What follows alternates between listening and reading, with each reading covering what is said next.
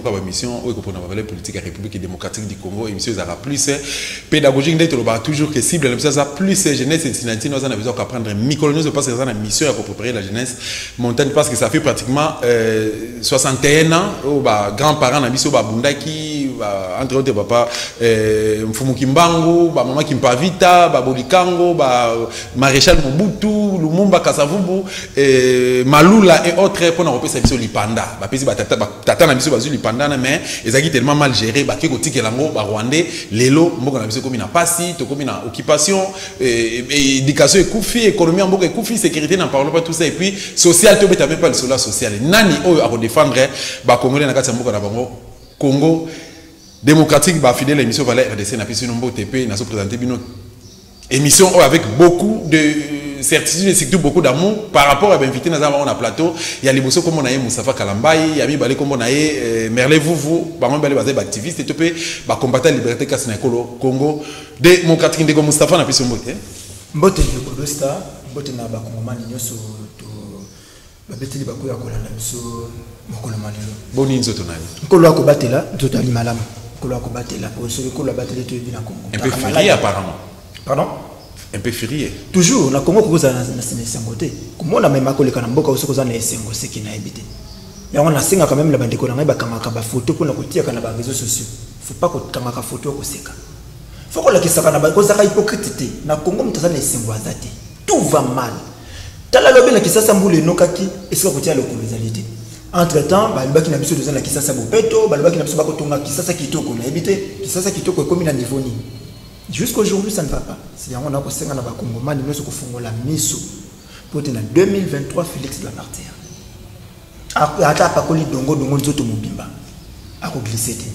Merci beaucoup, Mboka Moustapha Kalambaye. Merle vous. Bonne zoto. Nzoto makasi esengo ya kokuta na yo pena ba Congomani lisusu. Betama. État de siège je simbaté parce que le vrai problème est ils ont mis balle. Il y a les bossos d'année. Il y a les bossos, la complicité des dirigeants congolais. Donc, dirigeant congolais, ça, les Félix a épargné. Mais lui, il n'est pas à faire partie de la classe dirigeante. C'est-à-dire, les dirigeants congolais sont complices. Je peux ce exemple. Général congolais. À ta bêtise, 100 ans qui général a comme un millionnaire. Ok. À tous, vous chef d'état-major. À sali 50 ans, à comme un millionnaire. Maintenant, il faut que vous ayez une question. Il y a une vite, 10 millions de dollars à Asbel. Ne l'avez pas intérêt moroté. Et ça, sans lucratif. Il y a 10 millions de dollars. Un militaire a du coup. Stade de Joyembela. Il faut trouver cet argent. S'il a 10 millions de dollars de jeter dans une ONG, je sais qu'il a combien à la banque. Bah, oh, je m'en ai occupé. Ils ont utilisé qui m'ont dit des dirigeants congolais. Okay. Pour comprendre, il y a un rapport mapping. Au moins, le nombre de pères et de mères au bas cité dans le rapport comme criminel au Baboma dans l'Est. Tous les rapports, mauvais rapports à Congo, citent le Rwanda comme État, pas Paul Kagame comme individu. Citent le Rwanda. Mais chez nous, on cite les individus, puis des personnes déjà sécurisées. Jean-Pierre Bemba dedans. Les Tango Fort, les généraux Olenga, les John Numbi, les Thomas Louara, les Roger Lumbala. Bon, Roger Lumbala. Oh, c'est le ministre de la Défense. Gilbert Kabanda. Oh, bah, tiens, désarmement et réinsertion. Mouniamoulenge Wana. Bah, gouverneur militaire, oh, bah, tiens, professeur d'État disait. Tous dans les rapports mapping. Comment est-ce que vous voulez résoudre un problème? Comment est-ce qu'on a besoin? Et ça, est-ce que ça doit faire partie de la classe dirigeante? Il a dirigé ici. Le capitaine Mendi, comme vous allez. C'est quoi? Nakata Bamambana, parle à Félix Cézanne. Bien. Quand tu arrives au pouvoir, première chose, il faut laver les pays na bambouma ya mabe. Bako sarabiso balongo la rabatumba ma bongote. Té na politique ya bongote. Batanga la biso mutu Joe Biden a reconduit, ya Donald Trump ya tient administration. So balongo la batu bongote. Cela veut dire que Joe Biden a une équipe d'experts, ils ont travaillé, ils ont leur projet, ils ont une vision. Tant qu'il y a un pouvoir, il y a un pouvoir et bien, expert dans l'environnement. IDPS, coquille vide. IDPS, c'est ça, coquille vide, c'est ça, non? na lobby boy nga yo lingi mama ba français pa mes amis sont lingala IDPS ezaka lupango wana moni na balabala ndenge bakomi IDPS Union pour la démocratie et le progrès social. Il n'y a pas union à l'intérieur de Babunda. Non, Babunda, des morts. Union est ça. En démocratie, les gens normaux finissent par s'attendre. Mais bon, Babunda, il n'y a ni démocratie, progrès social. Bangomo Bakabunda, on appelle ça Sango Kabunda, so Mindako. Na dolo la crevette, on a venu Cornel, puis $950 000. Ba combattant ba parlementaire debout bango kaka macheti diamba lotoko na Sansete. Où est le progrès social? La crevette n'a pas campagne non? Paiement na Saint-Luc avenue wana. OK. $950 000. Hormis oya ipen na zone ba noté na la zone sous. Oui. Allez verte. Au lieu côté Dieu minonga la fan. 860 000. Pendant ce temps il y a un peu de toli na ba maman na ba papa. Ce qui moi na besoin que ne parlement débouiller biso aucun raté. 50 Félix ba voyage à Sali, un ben investisseur yo moi na ngai. Ozwa musa yo moni bata impère bayembi. Na sangi ndenga kozongi si la maman sourire, ateki mapa ateki makala pona terme. Pama tangisio yo musalo suivi na mobimba. So la mungi na tango brosser maman tchema et ozwi ko poche sikra pambo meli na ke parlement débou. Pendant ce temps, tu deviens un peuple acclameur et non exigeant. Peuple comme le niveau au monde, la question de Beni Italie était pour Félix Tshisekedi président. Mais Félix avait tout promis, alors que non, on a commis ça RDC le rôle allemand. Félix, et puis on a commis ça bino, c'est que les jeunes congolais, on a commis ça bino. Il y a science politique, Félix Banane. Démagogue bureaucrate. C'est un bureaucrate démagogue. Donc il vous ment, mais avec principe. Merci beaucoup, mon amboka Merle. Moustapha Kalambay, est-ce que l'élo na République démocratique du Congo qui est état de siège est à réussite? Et étant donné que nous, il y a les 3 à 4 novembre 2021, tout le monde a qui présence, il y a milice Morobo et Bimi, et il y a Bukavu, na ville à Bukavu, s'il vous plaît, et Koti, na base place, bombe armement, na résidence en Bunzamabe, paix à son âme, et Zumindu qui, va se faire des Sebakimi. Et 2 jours après, tu as M23 à Tombogil Sunagoma.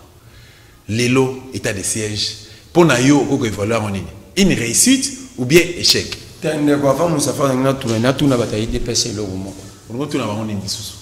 Tozalaki awa bakotaki baba bomba baba rebelle inkiso sami na Beni inkiso sami na Bukavu na Rutshuru na Rwenzori esami na Walikale président ndengeni o Kabila alobarate aza complice ba ebisa biso banda benkiso sami Félix Tshisekedi a parlé où?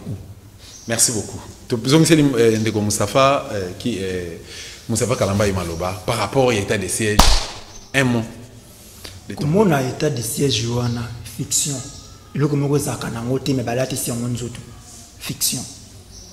Yango wana même batié balongoli kadima bati mama Marthe na Seni Félix n'aura pas un deuxième mandat. Bandela na bandeko ba saisir bien té. Na lobby bien. Kota la kaka état de siège. Kota la état de vie kongomani ali na yango. Donc ata babo yango na kosenga na bato nyonso bakubandeko donc bandeko na ngai ya la Moka FCC tout surtout IDPS allons les élections même avec Maman Marthe comme président Seni. Félix n'aura pas un deuxième mandat. Donc on a plus de questions à poser sur Kadima Botika na binoye. Parce qu'en fait ça déjà Félix n'aura pas un deuxième mandat. Il sera sanctionné sévèrement. Est-ce qu'il y a République démocratique du Congo et ça a un problème trop sérieux? Pourquoi? Il y a Liboso bien qu'on les a organisés ailleurs et on nous impose ça. Bisomoro ba Congolais trouver un peu cop to bandi ko vivre na yango wana. Ah, le multinational. Bato Libanda ceux qui financent nos partis politiques. Bandi ko bazaka na Genval, bandi ko bazaka na Genève financés par ces multinationales. Au long de multinationales wana bisomoro pe to koti ba Kongomani ba koti kopango. Vous avez des politiciens congolais ici, cités dans les rapports mapping. Ils sont plus de 200. Plus de 200. Ils ont tué les Congolais dans 4 Mboka. Banda a décrété l'état de siège, ça fait 11 mois. Toujours un discours. L'armée a déjoué. L'armée a récupéré. Mais pourquoi on a incendié telle ville, tel village. Pourquoi il y a eu une incursion. L'armée a déjoué. Mais l'objet c'est autant de Congolais. Mais si vous comptez, seulement Banda va décréter état de siège, il y a plus de 1000 Congolais égorgés. Dans l'Est. Et avec ça, vous pouvez dire que l'état de siège est réussi. Pourquoi est réussir? La même erreur, Félix, c'est ça qui est la gratuité. C'est la même erreur à commettre dans l'état de siège. Il devrait planifier le Kouana. Parce que l'état de siège, le rempart Yasuka. Parce que comme le Kouana est raté, maintenant, dis-moi, tu as qu'est-ce qu'on avait déjà fait avant? Oh, et Simba quitté, pour me mettre sur ce qu'on était de siège, pour le Yasuka. Parce que j'ai bien dit, maintenant que l'état de siège a échoué, parce qu'on voit déjà que l'état de siège a échoué. Qu'est-ce qu'on fera après? Mais tout le monde est journaliste de confrère et la corporation à ça qui atterrissage forcé dans partie Istanbul Cannabis. Est-ce qu'il y a un sur le bandeko et à Bilama Makassi, est-ce qu'il y a état de siège à confirmer avec certitude que non, avancer Ezali. Moni eloko mabe na koloba mboka o. Kabila tango bandeko sala makambo na ye bandeko kosela batu makambo. Entre yena batu na ye mais lelo ba ko se servir batu moni les gens ont acheté la société civile. Besoin la société civile, nouvelle société civile. Différence c'est ça. Kala bango belé wana. Moko akeko ya président de la République aye. Un peuple qui a faim, un peuple meurtri, ba au même chaque jour. Ananzala au bengi akeko ya président de la République outi ko sambla ba voyage naé touristique aye. Vous voyez ça? Président de la société civile. Akeko ya mbaye. Société civile est cochonnée pour faire éducation en Boka. Vous allez parler de la société civile. Mais vous allez parler des journalistes. Le journaliste, c'est Bazawapi. Vous pouvez parler des journalistes encore dans ces pays. Les journalistes qui ne savent pas que ça l'investigation. Les journalistes comme à quoi un plateau, Bengaye na tongo que non, yo zali de connaître confrère Bengaye que non na konde konanga yambanga na plateau no pona to sur la makambo ya boy. Ndenge ni Boka na biso zali occupé. À recenser on déjà $50. Parce que lui est habitué à yambara batouana, il arrive à 500, à 200. Tout naïe, il était à Dubaï, je crois, en 2020, vers la fin. Janvier, il a bandé la 2021 aussi. Il a fait un an. Qui s'arrête. Donc, et le Kouana. Azan n'a pas partenaire, n'a pas relation. Qu'on défendrait des mazars, même n'a pas partenaire. Il y a un lobby. Ma partenaire, Rwanda, débattinga ça, Moussala. Donc il roule pour eux. Il y a un moment de temps en temps, pas pour les pays. De temps en temps, ils ont insisté dans le locaux. Biso jeunesse actuelle, biso ba Congomani lelo so qui réussir la génération qui a pardonné à biso te. Ce qu'on doit arrêter, c'est de rouler pour na batu. Tant on va dire qu'on roule pour na mutu, on va dire qu'on réfléchit pour na yé, on va dire qu'on sait tout pour na yé. Tu dois faire pour les plaire. Même là où ça ne va pas, il faut dire que ça va. Même là où il y a conscience, ah oui, c'est tu n'arrives plus à le dire tout haut, vente ta conscience. Là, ça doit arrêter. L'état de siège est échoué, lamentablement. Et on doit arrêter avec ça. Pour Nanini, c'est parce qu'il n'y a pas planifié qui a monté, il a décrété qui a monté.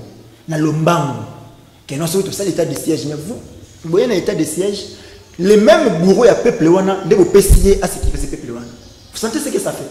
Donc, dans la carte, moto yaka koboma mama na ngai moto yaka kuti ngai mwana ya mobali leki na ngai ya mwasi mama na ngai abomi mama na ngai alibi na ngai ke allez couche ta sœur accoucher de kona ya mwasi pona ba bomo bangote nde moto wana bokoya na ye a sécuriser moto wana. Vous croyez que atana bo moto na ngai na kozala na senga moto wana les gouverneurs militaires que vous avez nommés tant on va dénoncer ces gens bazala qui n'a RCD, moko na MLC. Moko na MLC, mosusu na RCD. Tango batu ba koloba. Tango batu ba ko dénoncer loko wana ke bazalaki. Mais Félix nous a traité de sorciers. Félix a traité ba Kongomani bandoki. Pour na baloba ki loko wana mais lelo quel résultat tu reposes na état de siège. Ngala que c'est que ba état de siège zali bato ya bilamba makasi ba konti na zamba bandi ko luka bango ba zapi ba ko boma moko sima mosusu. On a quasi une forme d'opération de conflit. Où est-ce qu'on a dit ça? Opération Bata Bakolo na Brazzaville. Il y a un Bata Bakolo na Brazzaville. Mais ce n'est pas ce que nous avons vécu ici chez nous. Bon, moi, je vais l'état de siège, mais tout le monde qui va ticker, qui va ticker, ça a na réseaux sociaux, ba uti ko ni na wenzia bunya armée commis, yo kama commis na ticket, ba ticker chez état de siège. Ni pas ku ya wenze. Armée ba liko futi ça pas ku ya wenze. Aboseli musala kende ko sala bisika kidaki. Armée commence à menacer au lieu de sécuriser. Un comité qu'on nommé ba chinois na ba mine. Ça ne va pas. Beaucoup de Congolais, quand vous dites que les problèmes du Congo, les problèmes est du Congo, ils sont d'abord congolais. Ils sont d'abord congolais avant et comment extérieur. Tous les gens qui ont ya makasi, ndona biso bandeko na biso nyonso bazui biloko ba comment na ba site minier na bango na mopanzi ya est wana. Rwanda utilisé par les Américains au Félix Akoluka Bandeko. Félix Akayuko kolela na tombo ya papa ya Mike Amer. Un coopérant américain au Congo a kolela na tombo na ye. Pour na nini, il a besoin ya ba américain. Azana besoin ba américain mais kobosa na ke biso soki to kokufa matin midi soir, l'Américain dedans. Américain dedans, rapport mapping na tiroir ya Nations Unies. Na tiroir à Nations Unies. Siège de na New York. Ba yebi maiwana te. Batu nini ba ko yibaka mene kabiso matin soir ko leka bango. Ba uté ko mona nani ambassadeur italien uté ko kufa awa. On nous a sorti des images. Il y a des ambassadeurs na ba site minière abande ko keulukani. Abande ko keulukani. Akoma ekuna ndenge. Akoma ekuna ndenge. Mais il a passé par l'aéroport de Njili. Bah, service, est-ce que va pas quitter? Mais quand on nous dit que les problèmes, nous n'avons pas un pays. Tous les locaux là, Bisso, il y a un roi ailleurs, Hérode, César, Azana Rome. Mais à Tindi Batonaye, Bissika Baki. Hérode Azalia a dirigé Bisso. C'est ça. Alors, exécuter ma ordre, ma décision de Koumoutakuna. Félix est ici, est-ce que Félix peut regarder Macron en face pour lui dire que non, on peut saluer le copropriété? Il ne peut pas. Comme bref, Félix a signé la bloc contre Kabila. Quand on dit ma exploitation, il y a biloko na biso, or na biso, minerai na biso na Rwanda. Kabila avait refusé ça. Mais Félix a accepté. Félix a salé les bilons nzela to kabola mboka na Uganda, salé les bilons nzela kasindi kino na Kampala. Nzela on a profité ni na bakongomani. Ceux qui n'a pas monté. Quelle solution les la République démocratique du Congo, surtout en général plutôt pour nous remettre fin à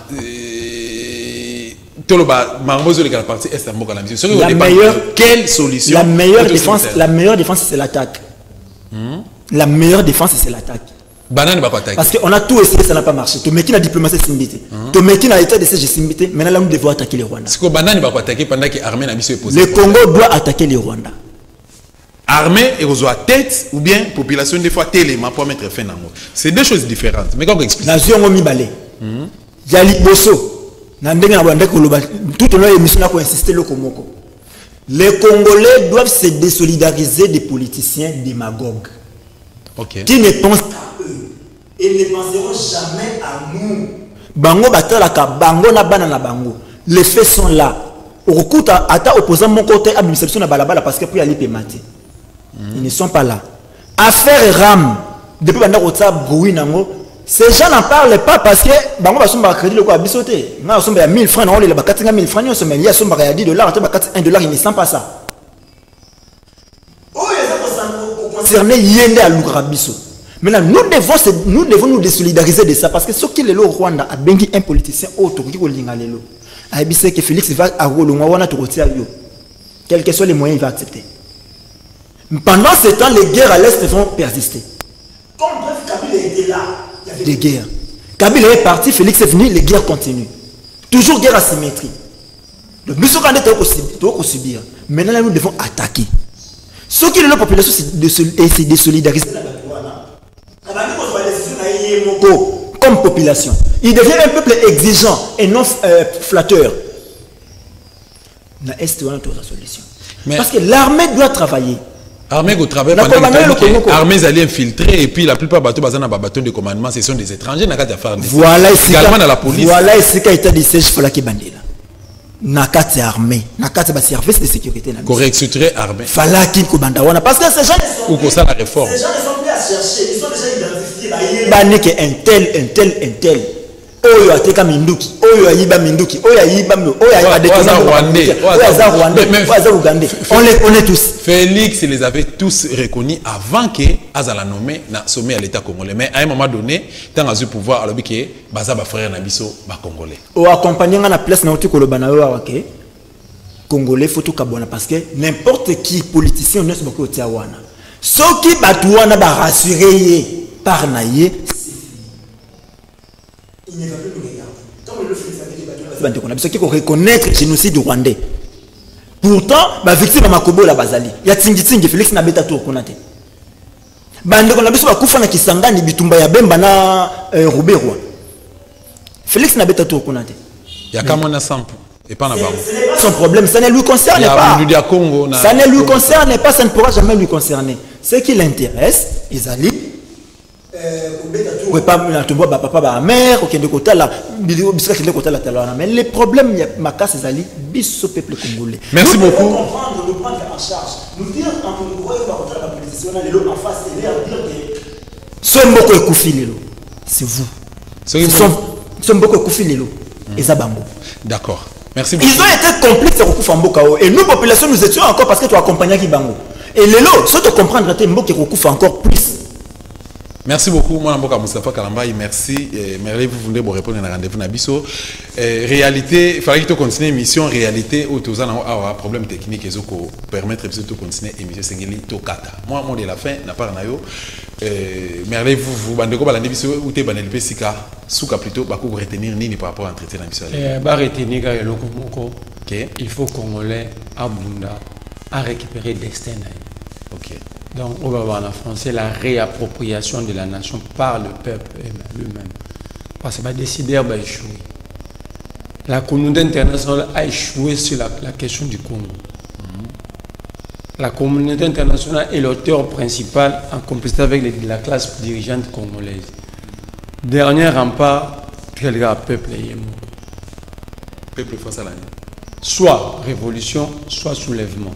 Dans le français, la nature a peur de l'horreur.